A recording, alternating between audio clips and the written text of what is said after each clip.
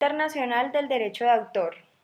Este es un análisis a partir de casos de los criterios para determinar la jurisdicción, la competencia y la legislación aplicable. El primer caso sobre ley nacional, jurisdicción, competencia, derecho moral ocurrió en el año 1959,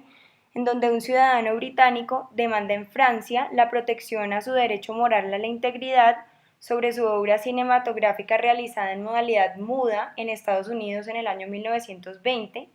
y cuya pretensión era evitar la incorporación de una banda sonora a su obra cinematográfica. Para el momento de la ocurrencia de los hechos, Estados Unidos no era parte del Convenio de Berna y la Convención Universal de Derecho de Autor, de la que sí era parte, no protegía los derechos morales. Así, para obtener la protección de su derecho moral a la integridad, el autor británico debe invocar el artículo 27.2 de la Declaración Universal de los Derechos Humanos, en virtud de la cual toda persona tiene derecho a la protección de los intereses morales y materiales que le correspondan por razón de las producciones científicas, literales o artísticas de las que sea autora.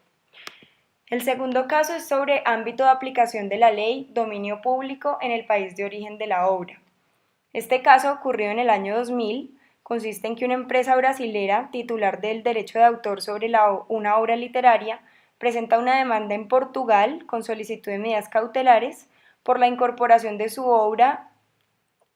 en una publicación realizada en Portugal. El Tribunal de Lisboa determina que, debido a que la obra se encontraba en el dominio público en Brasil, que es el país de origen de la obra, esta no podía ser protegida en Portugal. El Tribunal de Lisboa llega a esa conclusión con base en el artículo 7.28 del Convenio de Berna, el cual dispone que en todos los casos el plazo de protección será el establecido por la ley del país en que la protección se reclame. Sin embargo, a menos que la legislación de este país no disponga otra cosa, la duración no excederá el plazo fijado en el país de origen de la obra. Así, con base en el texto de esta misma disposición, la obra hubiera podido obtener protección en Portugal si en dicho país se estableciera un periodo de protección superior aplicable también a obras extranjeras, superior al de Brasil. En el tercer caso,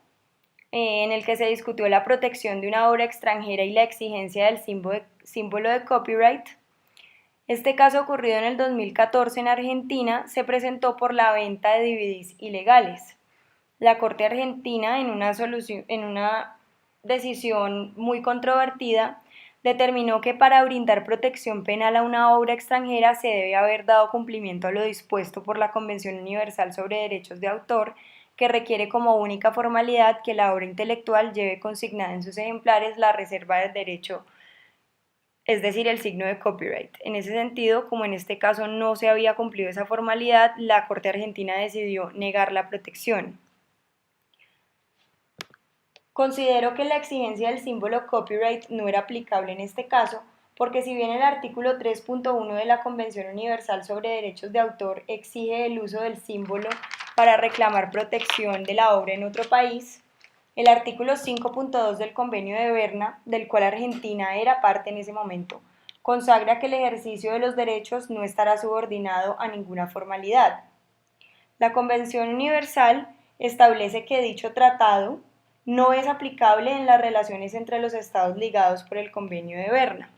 Por lo tanto, predomina el Convenio de Berna sobre la Convención Universal de Derechos de Autor. El siguiente caso es sobre protección internacional y el principio de trato nacional. Este caso, ocurrido en el 2005, se presentó porque la empresa Autodesk, que tiene domicilio en Estados Unidos y una sucursal en Barcelona, promovió una demanda en Valencia en ejercicio de la Ley de Propiedad Intelectual española por la utilización de sus programas de ordenador sin la correspondiente licencia. Los demandados en este caso alegaron la inaplicabilidad del artículo 160, hoy 163, de la Ley de Propiedad Intelectual de España, porque según ellos Autodesk España S.A., que pertenecía al mismo grupo empresarial de Autodesk, tiene personalidad jurídica propia y distinta a la demandante. El argumento de los demandantes no es correcto. De los demandados, no es correcto. los demandantes pueden invocar el artículo 5 del Convenio de Berna y el artículo 3 del Convenio sobre los ADPIC, los cuales consagran el principio de trato nacional, en virtud del cual las obras que se originan en uno de los Estados miembros deben protegerse en cada uno de los Estados miembros de la misma forma en que esos Estados protegen las obras de sus propios nacionales. En este caso, aun si España y Estados Unidos no hubieran sido parte de estos convenios, el principio de trato nacional estaba incluido en el numeral 3 del artículo 166 de la ley española. El último caso es sobre ley aplicable. Este caso ocurrió en el año 2008 en Francia, en donde la Sociedad de Autores de Artes Visuales y de la Imagen Fija, SAIF, demandó a Google Inc., pues pretendía la regularización de explotación de obras que figuran en el repertorio de Google o en su defecto que se ordenara que Google dejara de hacer esta explotación. En este caso, Google solicitó la aplicación de la ley de Estados Unidos, pues ellos alegaban que era el lugar donde se realizaba el hecho generador, y SAIF solicitaba la aplicación de la ley francesa, por ser este el lugar en donde se sufría el daño. De acuerdo con el artículo 5.2 del Convenio de Berna, la extensión de protección, así como los medios procesales acordados al autor para la defensa de sus derechos, se regirán exclusivamente por la legislación del país en que se reclama la protección, es decir, donde se realiza el hecho generador o donde se llevan a cabo las actividades que dan lugar a la supuesta infracción. En ese sentido, en mi opinión, en este caso se debía aplicar la ley de Estados Unidos, del estado de California.